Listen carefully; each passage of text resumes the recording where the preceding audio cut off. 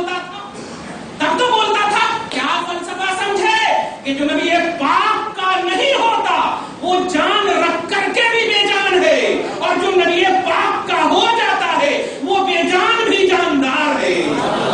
یہ فلسفہ ہے.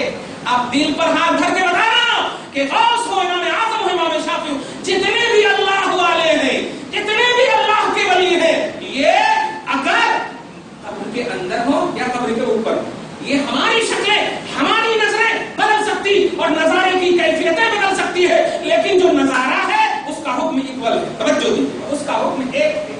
وہ اندر ہو یا اوپر ہو، اللہ پاک نے کہا کہ یہاں بھی وہ زندہ فی سبیل اللہ ہونے کی بنیاد پر، اور وہاں بھی وہ زندہ فی سبیل اللہ ہونے کی بنیاد پر. فلسفہ سمجھ گئے ہوں گے. لہذا یا حسین، یا علی، یا غوث، یہ سب کی جملہ کہتے ہیں یہ اس لیے حرام اور شرک نہیں ہے کہ یہ مرے ہیں، نہیں، بلکہ یہ اس لیے جائز ہے کہ یہ زندہ ہے.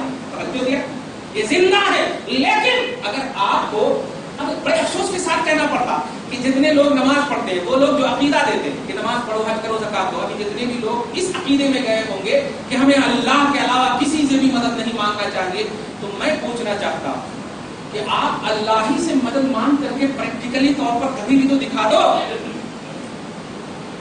خالی آپ منہ سے بولیں گے، کبھی بھی تو دکھا دو آپ پریکٹیکلی طور پر. صرف یاد، ارے تمہارے علی مددگار ہے تو کہیں کو نہیں کرے. آپ کا رب اگر مددگار ہے تو آپ کبھی بھی تو دکھا دو. یاد رکھنا، سماع موتا اللہ کے محبوب بندوں کے سننے کا عقیدہ ہے، سنانے کا عقیدہ نہیں ہے. نوٹ کیجیے.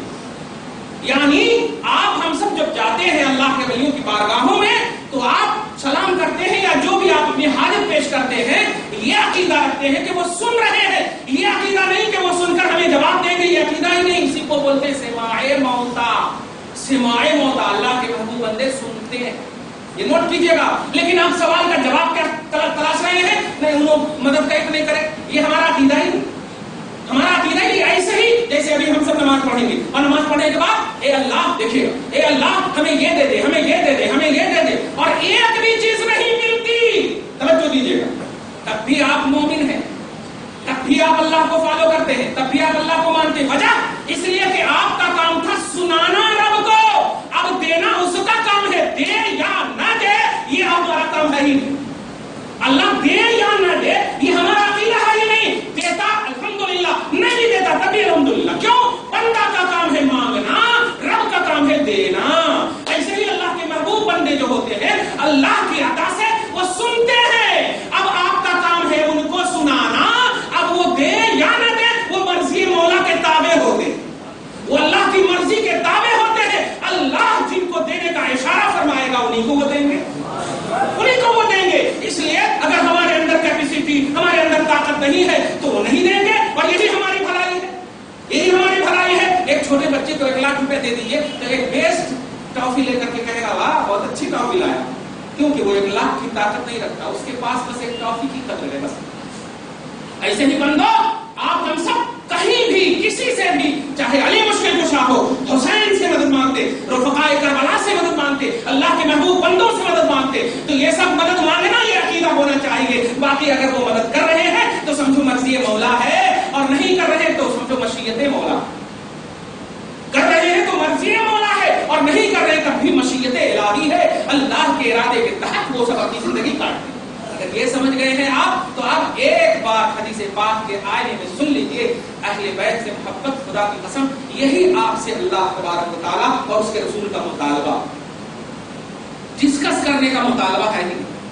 نوٹ کیجیے، محبت کرنا. اور محبت خدا کی قسم اسے بولتے ہیں، نوٹ کیجیے، اسے بولتے ہیں کہ اگر بے رفیق کا قلم بھی اگر محبوب دے دے تو اسے پیار اور محبت سے اتنے اچھے سے آپ رکھو گے، کیا کہنا، یہ میرے محبوب کا گفٹ ہے، یہ میرے محبوب کا.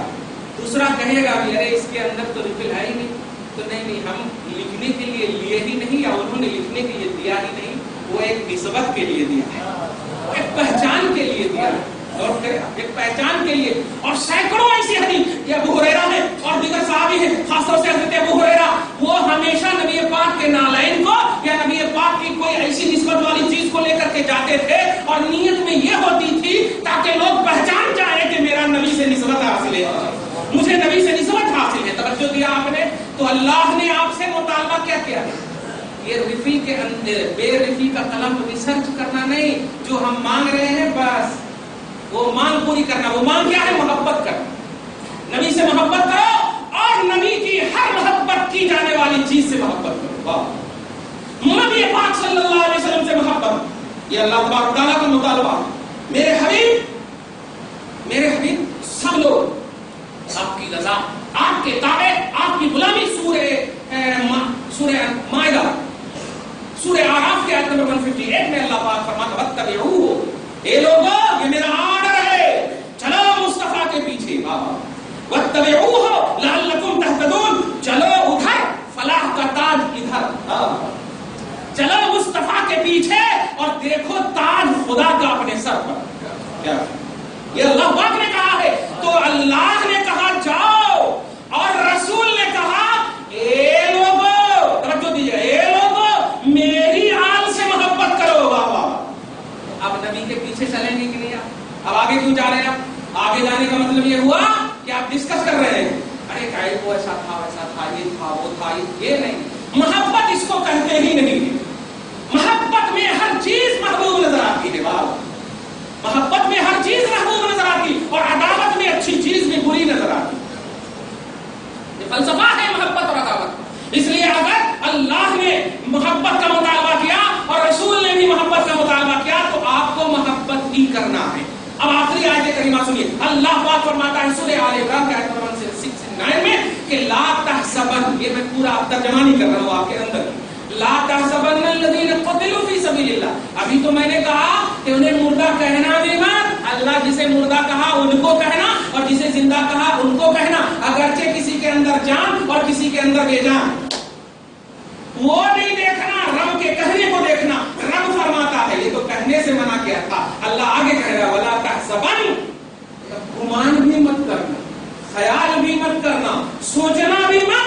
10 کے سامنے بولنے سے روکا اور گھر کے اندر سوچنے سے روکا ہے. گھر کے اندر تنہائی میں اگر ہو تو اللہ کی راہ میں جو بھی بندے، چاہے ظاہری طور پر ہو یا باطنی طور پر ہو، دونوں زاویے سے ان کے خلاف مرتدی کا عقیدہ سوچنا بھی نہیں، مرتدی کے بارے میں سوچنا بھی نہیں. اللہ کی جانب سے ہمیشہ جاویدانی حیات کے ساتھ معمور رہتے ہیں، مسرور رہتے ہیں. لا تحسبن الذین قتلوا فی سبیل اللہ امواتا، اللہ کی راہ میں جو انتقال کر جائیں، شہید کر دیے جائیں، انہیں گمان بھی مت لانا، انہیں سوچنا بھی نہیں کہ یہ مردہ ہے بلکہ یہ زندہ ہے. اور زندگی کا کیا تصور، تم تو دنیا میں رہتے ہو، تمہاری دنیا کی یہی پہچان ہے کہ تم اپنی رزق کی اتنی فکر کرتے ہو کہ آج کمائی نہیں ہوئی، آج یہ نہیں ہوا، آج وہ نہیں ہوا، آج گرفت نہیں آئے. لیکن سنو، یہ اللہ کی راہ میں چلنے والی ذات جب زمین پر بھی رہتی ہے تو شان یہ ہوتی ہے کہ مجھے رب کھلاتا پلاتا ہے، اور جب زمین کے اندر ہوتی ہے تو شان یہ ہوتی ہے ان ربہم یرزقون، یہ اپنے رب کے پاس سے خصوصی رزق پاتے ہیں. رب کے پاس سے خصوصی رزق پاتے ہیں تو ان کا ظاہر اور ان کا باطن یکساں ہوا کرتا ہے. کیوں؟ اس لیے کہ یہ فی سبیل اللہ ہوا کرتے ہیں. مطالبہ محبت ہے، حسین سے آپ کو محبت ہی کرنا ہے، اور اس محبت میں اگر آنسو گرتے ہیں تو الحمدللہ، خدا کی قسم بڑی اس کی قدر ہے. لیکن آپ کو علم، تازیہ داری، یہ ساری چیزیں چاہے وہ ٹی وی پر ہو یا نیٹ پر ہو یا یوٹیوب پر، یہ سب کو ہرگز نہیں دیکھیے. قرآن پاک پڑھیے آپ الحمدللہ، اور وہ درود پڑھیے آپ الحمدللہ. ارے درود تو خوب سے خوب پڑھیے، اللہم صلی علی محمد وعلی آل محمد، سبحان اللہ، وعلی آل محمد. اس لیے خوب سے خوب درود پڑھیے آپ. اور آپ روزہ اگر آج ہے تو الحمدللہ قبول ہو، نہیں تو کل اور پرسوں ضرور رکھیے. اور روزہ رکھنے کے ساتھ ساتھ آپ جب افطاری کریں تو افطاری کے وقت آپ فاتحہ کی شکل میں یہ کریں، ہاتھ اٹھا کر کے دعا ہے اللہ جو میں نے رکھا اسے تو قبول فرما لے، اور پروردگار اس میں جو کوئی خامی ہوئی وہ معاف کر دے، اور اس کا ثواب حبیب اعظم کی بارگاہ میں پہنچاتے ہوئے تمام کی بارگاہوں تک پہنچاتے ہیں، خصوصاً رفقائے کربلا، شہیدان کربلا، خصوصاً بالخصوص امام حسین عالی مقام کی روح پاک کو پہنچا دے، اور ہم سب کے گھروں میں ان تمام کے وسیلوں سے برکتیں عطا. دعا کیجیے مولا ہم سب کو ایک بنا دے، محبت کی بنیاد پر ایک بنا دے مولا، عقیدت اور احترام سادات کی بنیاد پر ایک بنا دے مولا، اہل بیت کی عظمت کے احترام کی بنیاد پر ایک بنا دے مولا. یا اللہ جیسا تو چاہتا ہے محبت کرنا ویسے ہی محبت عطا فرما مولا، ویسے ہی توفیق عطا فرما مولا. یا اللہ بری باتوں سے دیکھنے سے بھی بچیں، سے بھی بچے, جلنے سے بھی بچے مولا. یا اللہ ہمارے گھر بار میں برکتیں عطا فرما, آل اولاد میں برکتیں عطا فرما, آمین. بجاہ سید المرسلین وما علینا الا البلاغ. جو سنت نہیں پڑھ